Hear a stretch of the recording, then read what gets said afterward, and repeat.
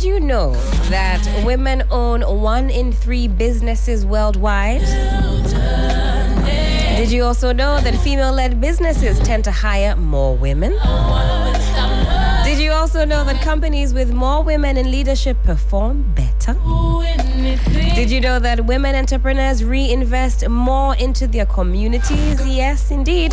Studies show women typically reinvest up to 90% of their income into their families and local communities. But guess what? Access to funding is still a huge barrier. Globally, only 2% of venture capital goes to female-founded businesses. And when you come onto home soil on our African continent, Africa has the highest rate of women entrepreneurs in the world. According to the World Bank, 1 in 4 African women starts or manages a business. It is the highest rate globally. Give it up for African women. Give it up for Ghanaian women. Now, in sub-Saharan Africa, women make up to nearly 60% of the self-employed workforce.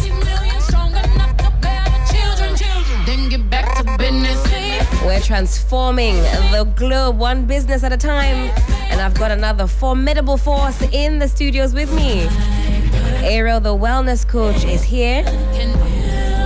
From Ariel's Haven. Ariel, good morning. Good morning, my lovely. How are we doing? Very well. Yourself? I'm feeling good. How powerful were those stats that I just read out? We run the world. You know? Let them know who run the world. We do. Girls. We do. Ariel, how are we doing? How are we doing? I'm very well. So happy to be here with you this morning. Happy that you could make it. It's 2025. How has business started this year? This year, business started a bit fast for me, especially January, February, and more in March and then in April I've been tired and I'm slowing down. Okay. And it's like my system and my energy knows I'm tired, and it's like everything is also just gone down. I'm less busy this month of April. It's not been like it was from especially March. Yeah. Now, I don't think we've had a wellness coach or wellness entrepreneur on Womanpreneur yet. I'll check the archives. Been doing this for a while. But you would describe yourself as a wellness coach. Yes. What does a wellness coach do? Okay, so a wellness coach is someone who helps people to align themselves with their goal and helps them to make healthy lifestyle choices to maximize their potential so they can live a happy and fulfilling life. So it helps people to know how to move from point 1 to point 2. Most of the time we want to get to point B, but we are still at point A and we can't navigate ourselves because of old habits, because of patterns, because of conditioning, things that hold us back. Sometimes a wellness coach is someone who can help you to navigate a health condition that you might have been diagnosed with, because 90% of disease people are dealing with is lifestyle based, you know. Okay. So if you are able to tweak your lifestyle, you are able to also start reducing healthcare dependency by moving more to self-care dependency. So a wellness coach helps people to actually maximize everything about their life, and it's a holistic approach in that you are not just a body, you have a mind, you have a spirit, and there are 8 dimensions of your life that are intertwined. The neglect of one affects all. So when we are out of balance by maybe focusing more on our career and forgetting our social life, our family life, our recreational life, we go on and we feel like something is not happening well. And then we start feeling dis-ease and then feeling unhappy.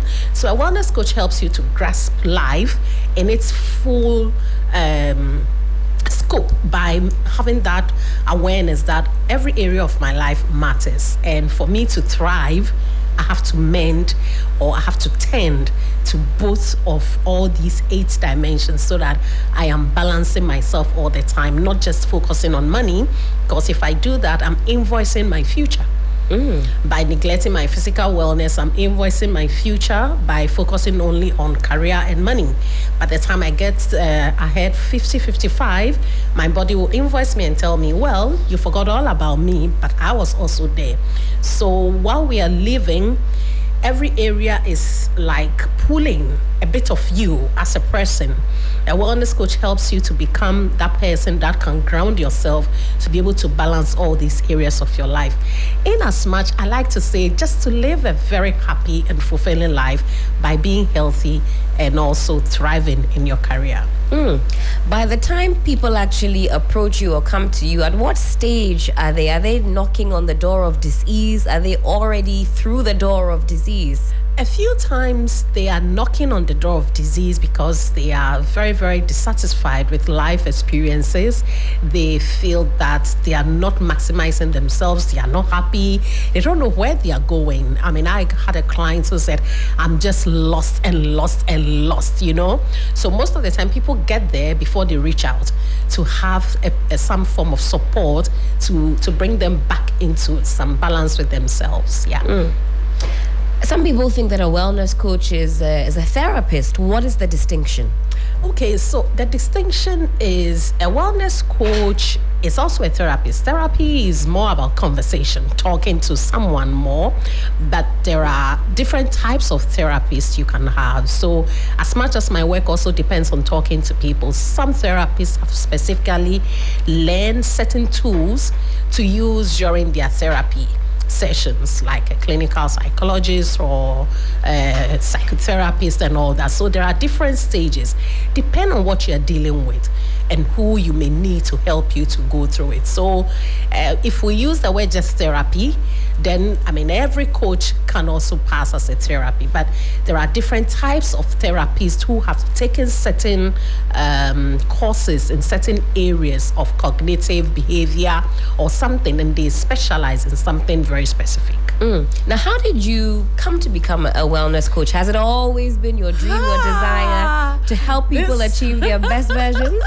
This topic will take us 30, 40 years back. We'll take the 2-minute version. A 2-minute version. Okay, so what made me become a wellness coach is a very personal journey. I found myself very dissatisfied, unhappy, depressed, crushed, broken, all the words you can find. And then I sunk into this depression, and in the depression I went into solitude. In the solitude I found myself, and then I carved out something. I created something. I didn't know what it was. And I started living a different way, changed a lot of things about myself, and I started thriving. I was still in the same experience, the same environment, but the way it used to hit me and affect me to throw me into that state wasn't happening anymore. And so by 2012, I knew I had found something, but I didn't know what it was called.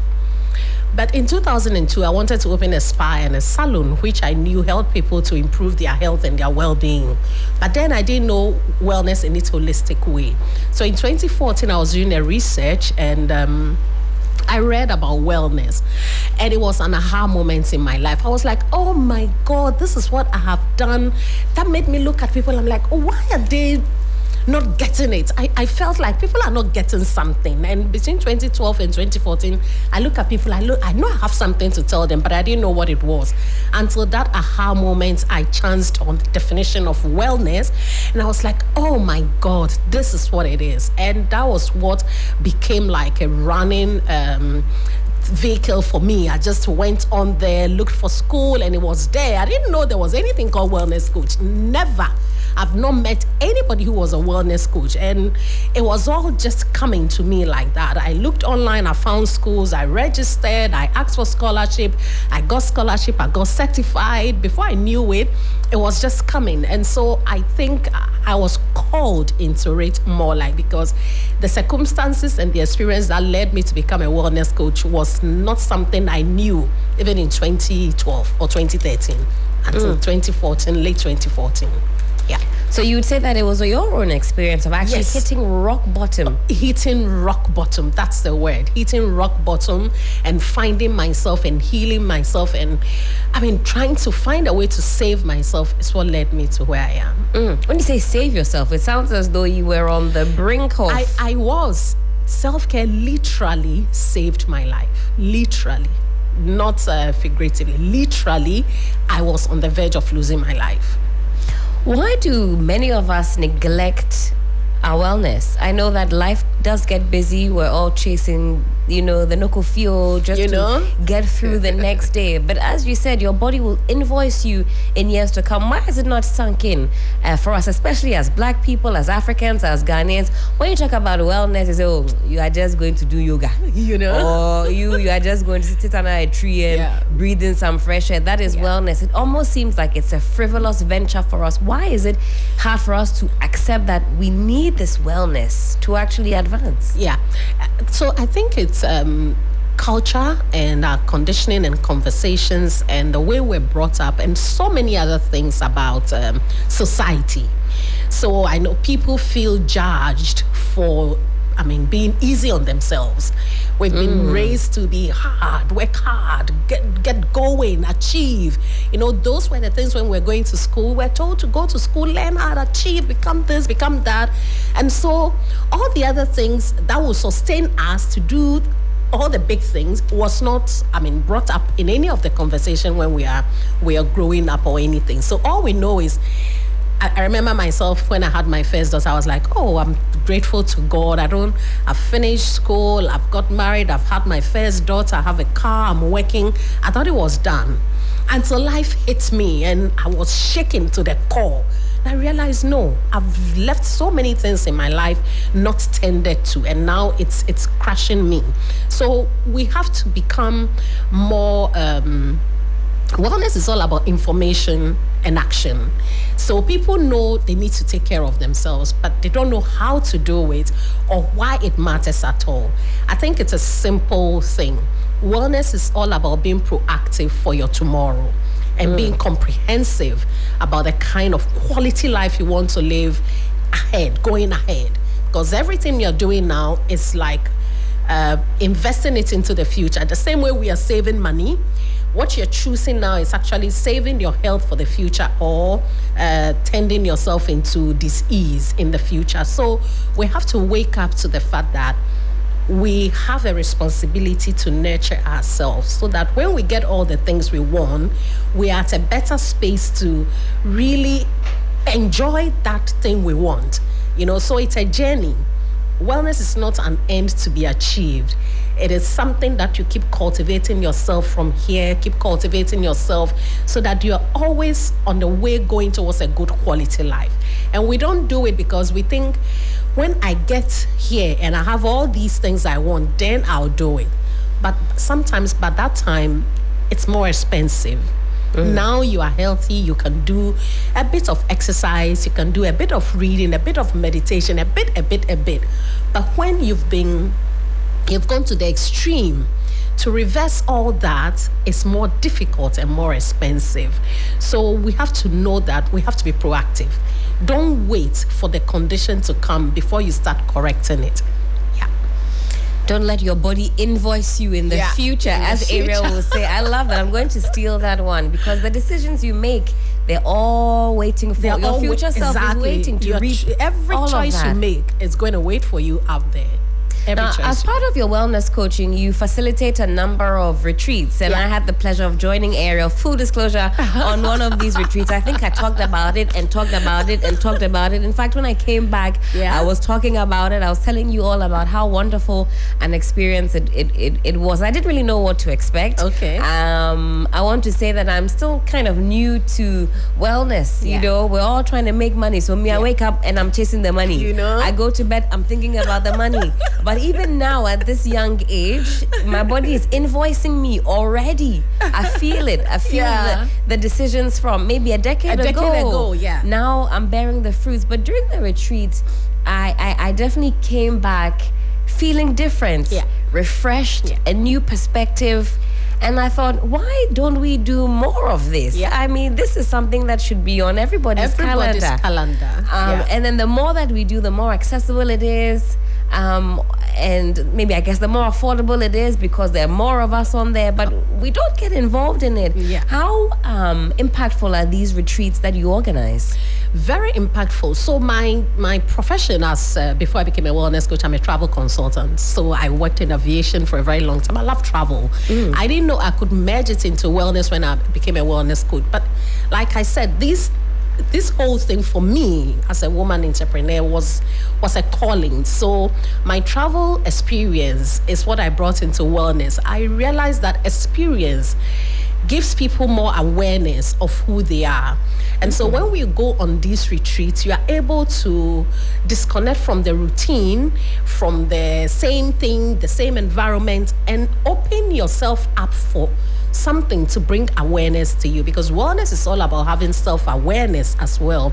So retreats are a way of disconnecting from your old self and giving yourself an atmosphere to carve out time, nurture yourself, and bring in some healing and nurturing. And since 2019, I've been facilitating so many retreats across the country. I mean, as a travel consultant, I used to travel out of the country almost every year, 3-4 times.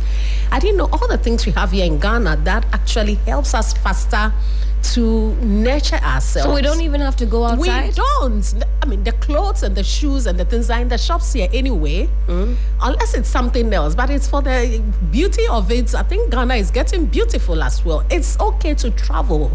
I intend to do trips outside the country, but more about wellness, not just to buy clothes and walk in the shops and look at things, going out there and knowing exactly what you're going to take to nurture yourself.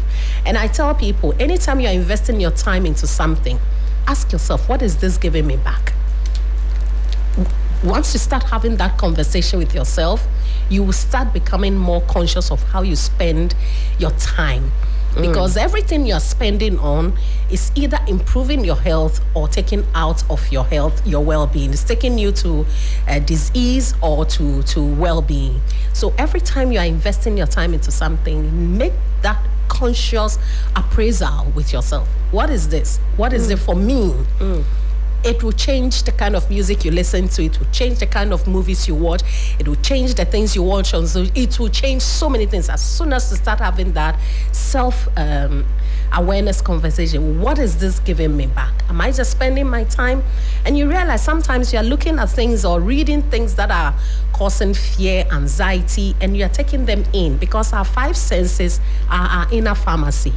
They take in information and it either nurtures you or is depleting you. So we need to become conscious and aware of how we are spending time. So the retreats I've been creating saves people.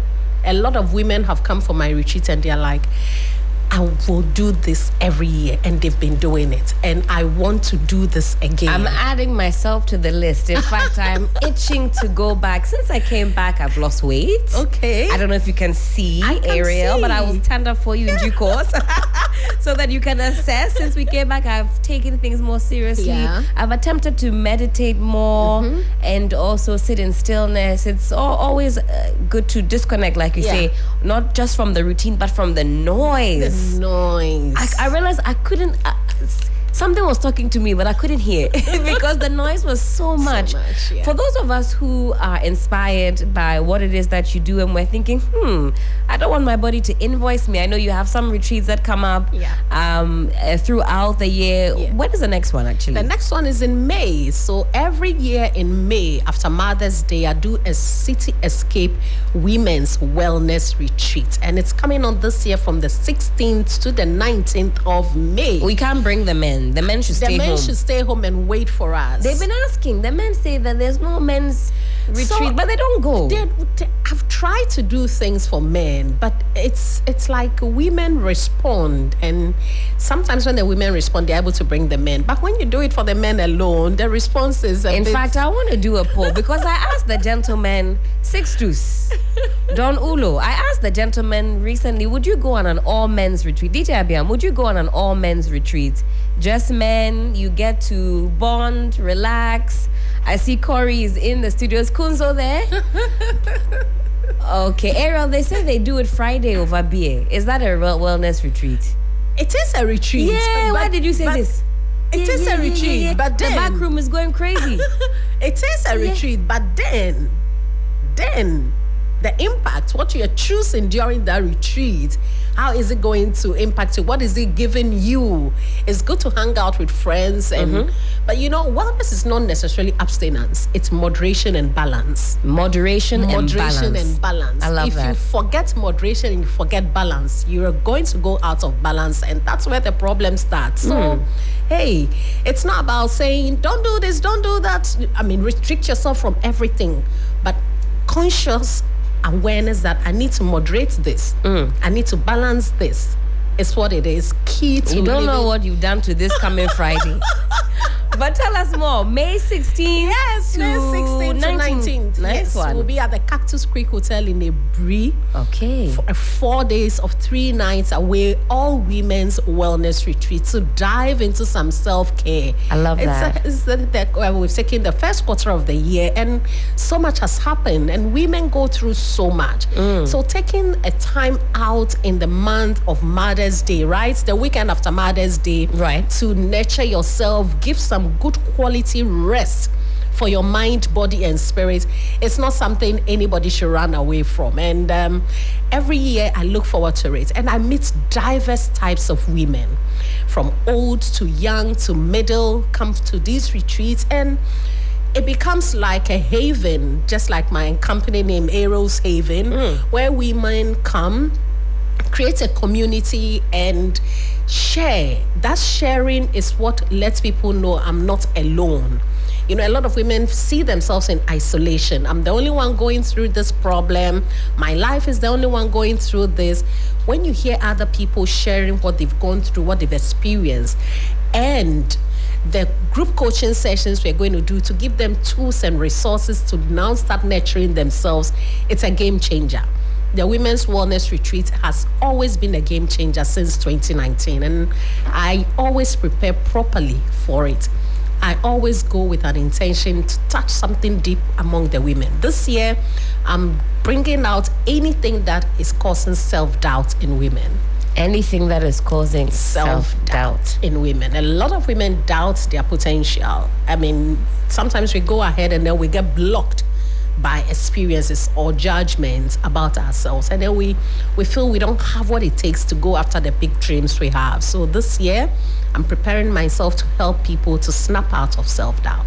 And trust me, when Ariel says she's going to touch something deep within, she certainly is. How can we find you on the socials? So on the socials, you can find me at Ariel the Wellness Coach on all the social media handles. Ariel the Wellness Coach. All right. Ariel the Wellness Coach, yeah. Most certainly. And of course, this conversation will live on YouTube and also on Facebook and all our other social media platforms. So do go back and rewatch it. Ariel has been dropping gems on gems on gems on gems. May 16th to 19th. I'm going to check my calendar and see what happens because I also want to be revitalized by the wellness, by the goodness of Ariel's message. Ariel, thank you so much for being such a light in this crazy world of ours. We look forward to more conversations with you. Thank you. I look forward to it too. Do have a wonderful rest of the week. If it's your birthday today, a very, very happy birthday going out to you. We're signing off very, very shortly. But again, happy birthday. Happy birthday.